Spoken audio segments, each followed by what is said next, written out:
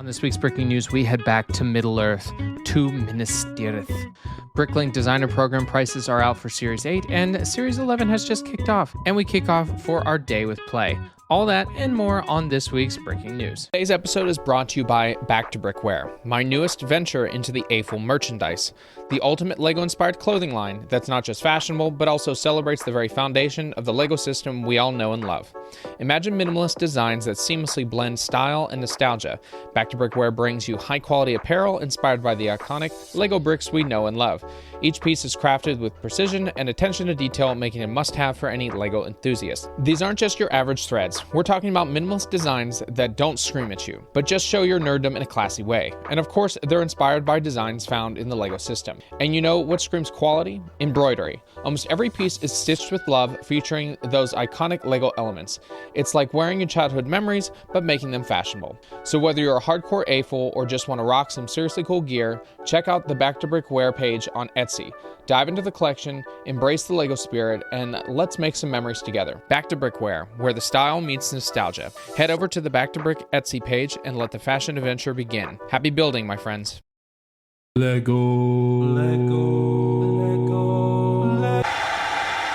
Breaking news. Breaking news. Hey everybody, welcome back to Brick. I'm your host Garrett, and this is the podcast where we talk with fellow AFLs about their LEGO designs, and we get down to the breaking news to talk about all things LEGO has been up to for the past week. Thank you for tuning into the podcast, as always, because you get to learn all about the latest LEGO news in one simple format instead of looking at however many YouTube channels. There are different pages that might have one or two things. This has the full spread, at least what I can find and accumulate for the entire week. Make sure to subscribe so you keep up to date, because I come out with it every week. You can also support the podcast by not only subscribing here, but you can become a patron over at Patreon. We do have a free membership, but primarily it's to help with getting the episodes early, ad-free, and of course some instructions and building a community over there. You can become a patron over at Patreon. The link is in the description, so you can come and enjoy and do that. Now on the admin side, not much going on other than just work and preparing a surprise trip for my wife for her completion of her college courses, which is incredible because that stress is going to be completely lifted, at least on that end. Work, and life, that's just normal stuff. But in general, that is where we're headed. A little more exploration, a little more fun. Now, we will be doing our set reviews at the end of the episode. If you're first-time listener, I take two sets, a Lego set and a Rebrickable set, and I get to talk about them and show you what I think about both sets. First one we're going to be talking about is set 43014, the Scuderia Ferrari HP Charles Leclerc helmet, and then the Rebrickable set is going to be the Castle in the Sky by Martin Design. And that's one of three that I would love to talk about, but I'm just going to talk about the one to start with, and then you can check the others out on your own. But that's all I have. Let's get into this week's first breaking news story. First up is the biggest news of the week. LEGO has finally revealed their large-scale Lord of the Rings set, Minas Tirith. Now, it was leaked quite a while ago because someone did it on accident, but now we get to see it officially. This one is set 11377, and it's massive. It's 8,278 pieces, rated an 18+ set, and it'll cost you $650, and it will be available on June 1st. And wow, is this thing crazy. Now, if you've ever seen Lord of the Rings or you haven't, Minas Tirith is the home of the race of men, one of the last strongholds against Sauron, and it's to celebrate the 25th anniversary of the Legacy Collection for Lord of the Rings. And it has different tiered towers. So it's got 1, 2, 3, 4, 5 on this one with the main castle on top. And then it has this protruding rock structure that goes out through the middle. And we've got just lovely detail. Now the inside is a little bit, I think, better than what they've done with some of the previous designs where they had different levels. They had a kitchen in Baradur. This one has just the throne room and a couple smaller scenes, but mostly a large-scale throne room with the steward and the main throne, and they've got some beautiful archwork on the top with some seashells to give it some of that gold flair to it. And there's a couple smaller scenes on either side, and we get a plethora of wonderful figures. Let me talk through those. We've got Gandalf the White, Faramir, Denethor, Peregrine Took, Aragon as King Elsair, Erewhon, and 4 soldiers of Gondor, along with themed accessories such as Gondor helmet, shield, and Aragon's crown. Arwen has a banner that she hides behind, and it's a very iconic scene for that. Is it to minifigure scale? No, but I think that would be absolutely crazy. It is a really cool set. I have to say, I've been waiting for Minas Tirith for a very, very, very long time. So to have it in form here is great. The next one, of course, is going to have to be Helm's Deep, but this is crazy. I'm definitely going to have to put it on the list, and I'm going to have to figure out a spot because, I mean, it's going to take up like a whole corner of my room just to get it in a place that will display it well and well, be able to fit everything. Now, there is going to be a gift with purchase, as always. This one is exclusive. It's going to be the Lord of the Rings Grond, which is the giant wolf's head. Bring up the wolf's head, where it's pushed forward to break the doors of Gondor. And it comes with 2 orcs, one in full armor and one just as itself, as a very scary creature thing. And the wolf is fine. It's not a great gift with purchase, but it makes sense. This is the one that they would have to do for this. And it'll be available on June 1st through June 7th, my birthday, June 7th. If you want to provide me with a great gift, this would be it. Now we get a breaking news update from earlier in the week from my wife. All right. You'll have to verify everything that I'm about to say, but I have seen this from multiple sources. Today, LEGO updated their age of use. They increased the maximum age to 100 years old, and that is because Sir David Attenborough, is he a sir?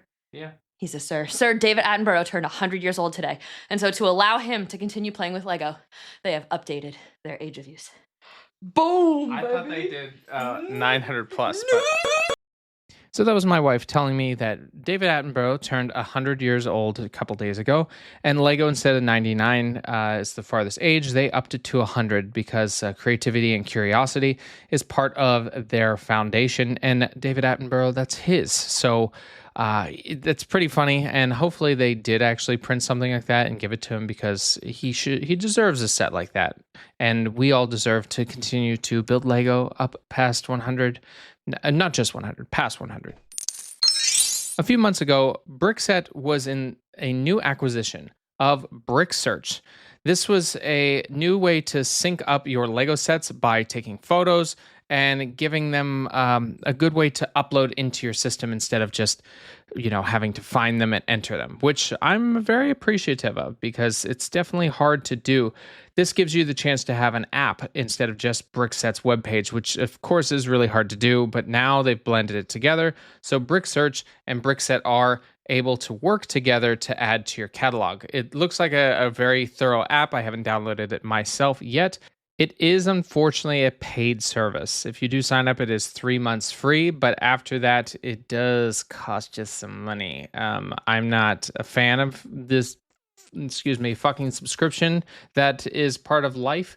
So I probably will not be getting it just because I don't need any more subscriptions in my life, and I can still just do the old school searching on Brickset to get my Legos in there. LEGO Designer Program Series 8 was revealed with their official prices and piece counts. We have our first one, Brick Railroad Locomotive. It's 1,428 pieces and a cost of $120. Now, this is very much a Santa Fe old school locomotive. It's got more of the bulk nose shape to the front end and then a full carriage. It does come on a track system, just the small track, so more of a display piece. And this is a green one for me, a thumbs up. Next one is the Coconut Cape. It's 2,425 pieces at $210. I do like this one. I like it because it adds a little bit of a different twist instead of just a standard castle. It has that more Bahama style to it. So I'm half thumbs up. We'll see what I'll consider when it actually comes out. We've got the Dustmark Keep. It's 4,000 pieces at $350. Another castle. Oh, yay. It is well designed, but I do not care. University of Science is 3,995 pieces. It's $360 total. And this one's pretty cool. It's a pretty big set, very long, has a really cool interior for, of course, science. And then the last one is the hot air balloon. It's 870. Oh, excuse me. That one, the castle is thumbs down. University is sideways thumb, and then the hot air balloon, 876 pieces at $80, and this is a thumbs up because it's very creative. It has a hot air balloon with a like seagulls flying around, and it's sitting on a bed of clouds, so it's like it's showing you that it is flying in the air, but it's not. But these are going to be coming out here on June 9th for pre-orders until the 18th. So likely they will all get pre-ordered because they're very popular and then they sell well on the secondhand market. Speaking of the Bricklink Designer Program, Series 11 is in the voting process. And, well, it's always a steep competition because right now there's 578 designs to compete against to get 5 spots. Now, I always take the time to go through and vote. Voting is a okay smile, a little bit happy, and super love smile. And I vote accordingly, specifically on the ones that I really like. And, they always pick a variety of different ones. They will pick a castle that's just standard. If you like designing castles, this is always a good opportunity to try to get in there. And having so many, it took a long time. It's 25 pages of sets to go through. But I highly recommend you go and do it because it gives people a chance to have their names heard and putting things out there. So go check it out. Make sure you give a vote, and let's see who the 5 winners are. It's come that time, retirement. 2026 May retirements, which is an interesting time for sets to be retired. We've got a few lists here. We've got Animal Crossing, the Leaves Caravan and Garden Shop, and then the Creative House. Mona Lisa is actually retiring. The Lotus Flowers and Flower Bouquet. A few city sets such as Delivery Truck and Donut Truck. Creator 3-in-1s, they go pretty fast. The wild safari animals, exotic peacock, the cute bunny, spaceman, and dreams, some Duplo sets, always a couple friend sets. Harry Potter, we got Hedwig and Ford Privy Drive, and the Hogwarts Castle, the Great Hall. Icons, the Kingfisher, the retro radio has been very popular, so that will probably be sold soon. Ideas, Dungeons and Dragons, that's a big one. Some Marvel sets, Dancing Groot, Ninjago, we've got Ninja Combat Vehicle, Lloyd's Jet Mech, One Piece, just the Battle of Arlong Park, interesting, Speed Champions, Star Wars, the big one here is the, let's see, what is the big one here? The Captain Rex helmet, the Home One Star Cruiser, the Acclimator, so a bunch of the midi-scale ships. TIE Bomber, I think, is one that people should probably get on. Super Mario, we've got a lot of sets going out there. Technic, the Ferrari Daytona SP3 is going out. That's $450. And the Legend of Zelda, the Great Deku Tree. Wednesday's set, a couple Wicked sets, and that's about it. I mean, that's still a long list. If you haven't purchased those yet, definitely want to go check out lego.com to get them before they are gone.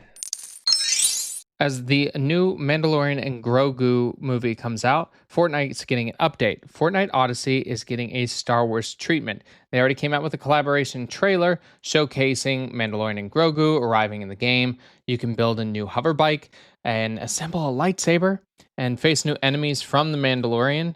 And it'll be available soon. Since this is the month that the movie comes out, it's time to play in Fortnite and continue to expand your Lego knowledge in the game. There's a little town in Reedsville, Wisconsin that they're searching for a perpetrator that is the Lego Litterer. Apparently this kid, I'm assuming, threw Legos on different streets around town, on Briarcliff Street, Green Meadows Street, 5th Street, Deerview Drive, Park Street. The police are looking for them because it's apparently damaged some tires. Now, do we know how damaged? I don't know. It's Lego. It's plastic. Unless they left like spike ones, which, I mean, tires should be able to withstand that kind of stuff. But, ooh, this is a story. This is a big story. I cannot believe that has not hit national news. But it did catch my eye, and I wanted to share it with all of you because I feel like this is important. You might want to check out your town and see if there's any Lego litterers too. It's time for summer, and that means the Build-A-Minifigure is expanding to do some new ones. We've got a few here, specifically a football referee with a portable VAR screen. I'm guessing that's a view screen here to see. We have an equestrian girl holding a horse brush, a baseball champion, a sumo wrestler that has a gold medal, and a cyclist coming with a thirst-quenching water bottle. So you can go over to your Lego store and build these out of the minifigure build station. They're okay. I think that the referee is probably the best one. The baseball one, not bad. It has a 2x2 tile with a baseball field on it, which I think is cool, but the other ones are pretty boring. All right, it's time to try to win the Lego sets of Lord of the Rings. If you go on Lego Insiders, you can check out there's tickets to the Hobbiton movie set plus 6 Lego sets in a bundle. This is from their live update and reveal of Minas Tirith, but you can go over and redeem your reward. It's a 7-day trip to Hobbiton in New Zealand if you win the sweepstakes. And the winner plus one guest will get to go spend that time, get to tour the area, and of course get the Lego sets. And there's only one entry per person, but it's also free to do so. And I have to say, Hobbiton is an amazing place. I would highly recommend you go and enjoy it and put your name in. It's free. Why not? Lego's kicked off the World Play Day in Seoul, South Korea. They built a beautiful little park for the Children's Week that is transformed with 6 million Lego pieces in the historic Gwanghwamun Square. Wow, actually, I think I got that right. This is a great way to celebrate Day of Play. It's from May 2nd to May 5th. They partnered with a family festival featuring minifigure treasure hunts, car races, giant city displays, colossal mosaics, and many other things. It gets to tie in to kids building these really cool, it's a full floor mosaic of the city and having them get to participate. It looks really cool, and I hope they do this more around the world instead of just, they've done it mostly in Asia, surprisingly. And to participate, hopefully we get more like in the bigger cities, of course, but it'd be fun to do little things around even at your local Lego store. Who knows? Maybe that is possible, but this is such a fun way to kick off the play day and enjoy being outside and building Lego. And that's all the breaking news we have this week. Thank you all for tuning into this week's podcast. I appreciate all of your support and love for the podcast as I continue to expand and do more things. I think a lot of you are really just here to support and love what I'm doing, and I hope you do. And if not, well, that's okay. Let me know so I can fix some things. But in all honesty, thank you again. This is always so much fun. Make sure to like and subscribe. And well, don't leave just yet because we're going to move into our set reviews. And our first one is the Lego set 43014, the Scuderia Ferrari HP Charles Leclerc helmet. This is part of the Lego Editions. I guess that's what they're calling it. It's 14 plus set at 886 pieces and will cost $90. And it has 12 reviews at 4.7 stars, I'd say. And at $90 for the piece count, it's about 10 cents per piece, but it does come with a custom printed plaque that has HP and Ferrari on it with Charles Leclerc and his signature. And then we get a minifigure of Charles Leclerc in his Ferrari racing suit. And he even has his little mustache and his messed up hair because that's the style he goes with. The helmet itself looks really cool. They did a great job with making sure that it has the full rounded features to it because, a helmet like this, you can't have too many studs on the outside. And I honestly maybe see 2 to 4 total. They have the curvature on the sides. They have the visor plate, which I believe is a brand new piece for this. And then they have all the stickers, of course, which I think they're all stickers, so that kind of sucks. But we've got like the IBM on one cheek, the V-Power shell, the VistaJet, the Ferrari logo on the forehead, HP in the center, and then a racing stripe down the middle. It does have details all the way on the back as well with his number 16. And just the amount of details, how they've inverted some pieces so that we get the curvature just right. Now, the size is a little bit small, but that's kind of standard with some of these helmet pieces. I'd say the Star Wars helmets of the ye old times were a little bit bigger, but they did some amazing detail for this and at such a reasonable price of $90. If you're a Ferrari or even just a regular fan of F1, this is a helmet. And as they continue to add more and more, because we only have 2 right now, but I expect we're going to get a lot more as we get some of the best drivers in the world to have their helmets and minifigures made, because who wouldn't want that on top of already making millions and millions of dollars driving race cars at 200 miles an hour. Now let's move into our set review from Rebrickable, The Castle in the Sky by Martin Design. Now, Martin Design has had some amazing builds before. I always love he's got a helmet series himself where it shows from the Lord of the Rings series, so that's also cool. But this one is a Studio Ghibli, and he's got 3 of them. But this one is an iconic one if you know Howl's Flying Castle. And it's 10 euros to purchase, so it is a little steep for it.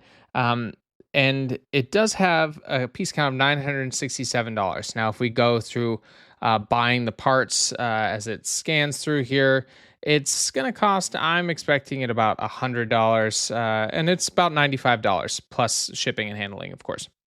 But the castle itself has a lower section and then, of course, the floating castle.